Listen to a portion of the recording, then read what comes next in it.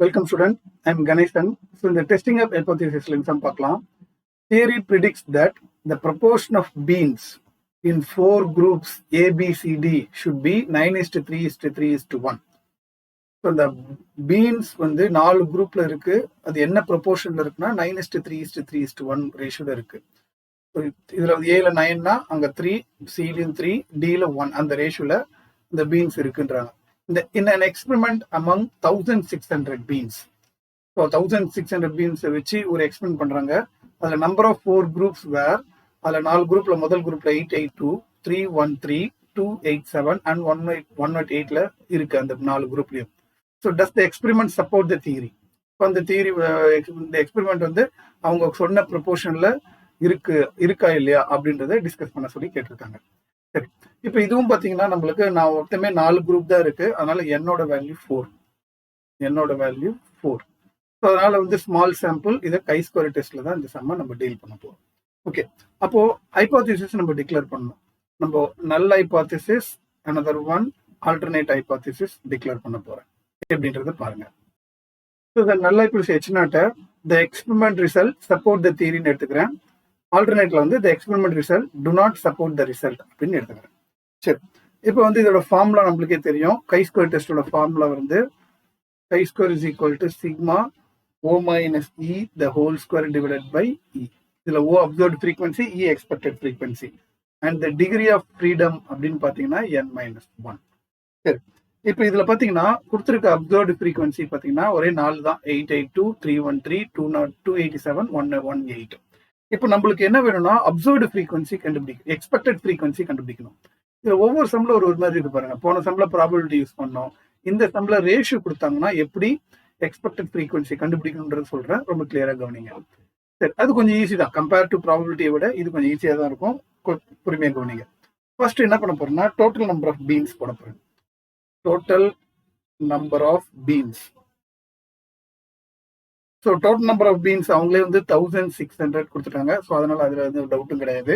இப்போ நான் என்ன பண்ண போறேன், இந்த ரேஷியோ படியா ஒவ்வொரு குரூப்லயும் இருக்கிற பீன்ஸ் கவுண்டிங் எழுத போறேன், கவனிங்க.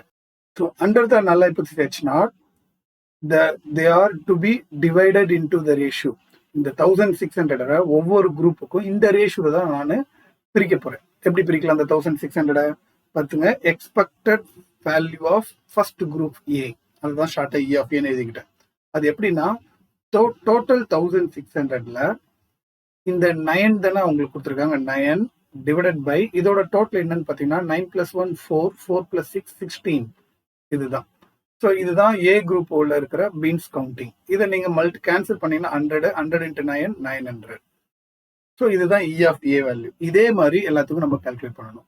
அடுத்தது E of B. E of B calculate பண்றது எப்படி பண்ணணும், பி குரூப்ல அதே சேம் 1600ல இன்ட்டு இதுல வந்து 3 கொடுத்துருக்காங்க. ஸோ 3/16 தான். ஏன்னா அதுக்கும் டோட்டல் எல்லாத்தையும் ஆட் பண்ணீங்கன்னா 16 தான். ஸோ இது அடிச்சிங்கன்னா 100, 100 × 3 300 அப்படின்னு வந்துடும். அடுத்தது எக்ஸ்பெக்டட் வேல்யூ ஆஃப் சி.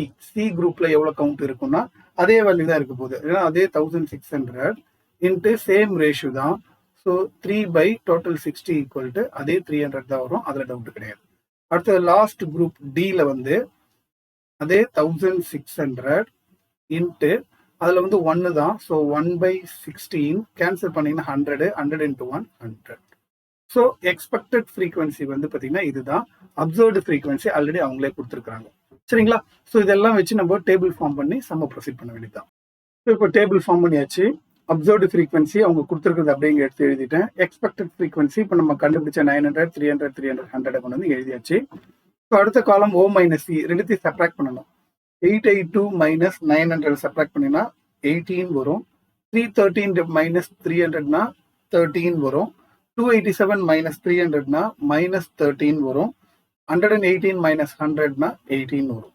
இது அப்படியே ஸ்கொயர் பண்ணணும். 18 ஸ்கொயர் பண்ணா 324, 13 ஸ்கொயர் பண்ணா 169, இந்த 13 ஸ்கொயர் பண்ணாலும் 169, 18 ஸ்கொயர் பண்ணா 324.